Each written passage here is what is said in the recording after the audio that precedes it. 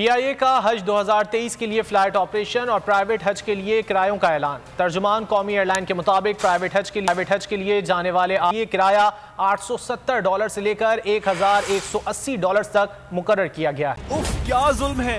बोल एक दफा फिर साजिशी अनासिर के निशाने पर। को चेयरमैन बोल शुएब शेख को फ्री ट्रायल का मौका नहीं दिया जा रहा। तफ्तीशी ऑफिसर जो मुदई भी है अपना बयान रिकॉर्ड करवा चुका है कि कभी कोई जुर्म हुआ ही नहीं। एग्जैक्ट जो कुछ कर रहा था सब लीगल था। एग्जैक्ट के पास तमाम लाइसेंस थे। इस पर सितम जरीफी ये कि बरियत करने के बजाय केस दिनों नहीं घंटों के हिसाब से चलाया जा रहा है।